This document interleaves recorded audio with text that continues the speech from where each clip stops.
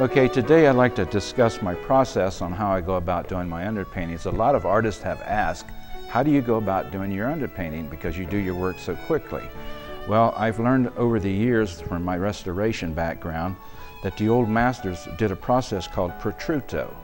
They would use an egg base with their pigments, and I will show you how that's done here today. First, we want to crack our egg and extract just the yolk from the egg.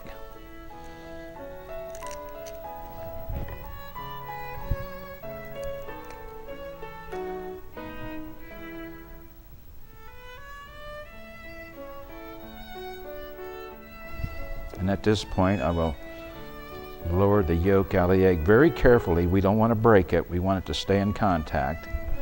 Okay, I can get rid of this now.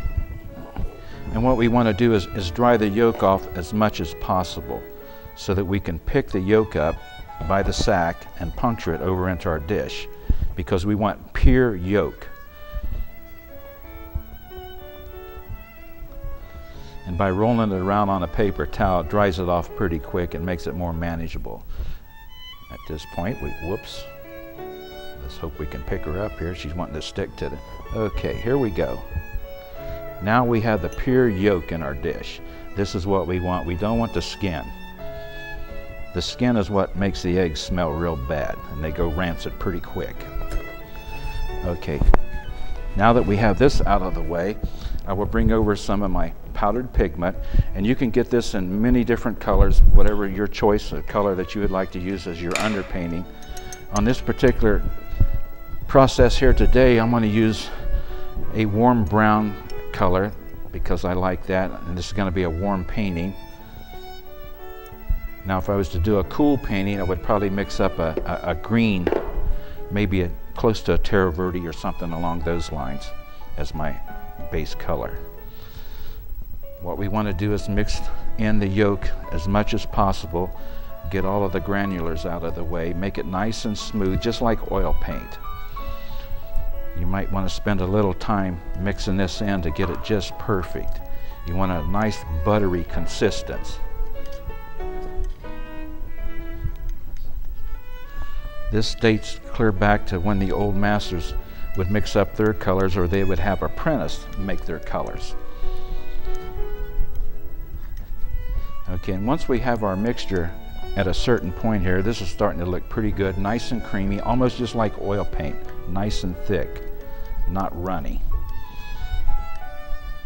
Okay, at this point, I'm pretty happy with this, and what I want to do is take some of my oil paint color and add that to this mixture.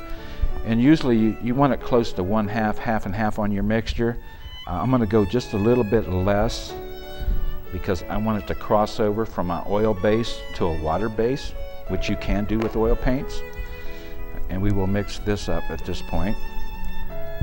And by adding the oil paint in with our mixture, we're making it more flexible because our support is on linen or canvas.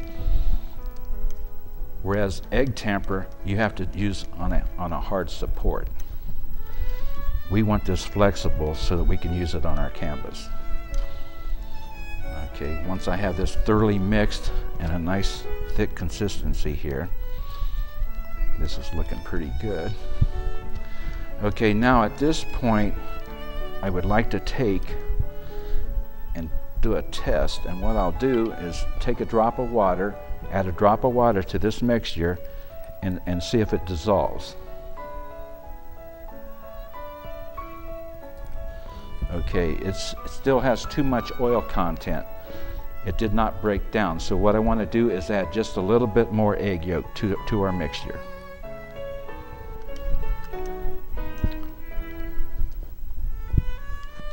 And then if you get it too thin, too runny, you can always add some more of your pigment to thicken it up. I can see right now with my consistency, I've done this so many times that I know I've already done a crossover. And for me, I will be happy using this at this point in time. But for our purposes here, I want to mix it up nice and thoroughly. And it has crossed over. It is now in the form of a water-based color. And what I'll do is just take my brush, a little water, bring it in, We can pull a line over here. And notice how it didn't run and fall apart like oil paint. Oil paint will level and flow out. Prosciutto will not roll and flow out. And if you take a nice sable brush, you can come down and pull a nice line. If you're doing hair, it'll look like you made 100 little lines in one stroke. This is great, and it will not level out. You will have the ridges to make it look like you painted a lot of little lines if you're doing hair, beards, or things along those lines. It's an excellent, excellent medium for that. Now, once we've done this, and we can do our underpainting with our prosciutto mix here. And if you want, you can mix up several different colors for your underpainting, and you can apply them one on top of each other. What's nice, everything will be dry in less than 1 hour so that you can keep working. Okay, at that point, you want to switch over to oil. You're happy with your underpainting. What we do is we just add more oil color to our mixture. This will transfer it back over to an oil medium. And with my medium, I like to mix 50% Damar varnish and 50% linseed oil. And once I have that mixture complete, I'll add 5% Venetian turpentine because I like to thicken it up. I just like that for my own process.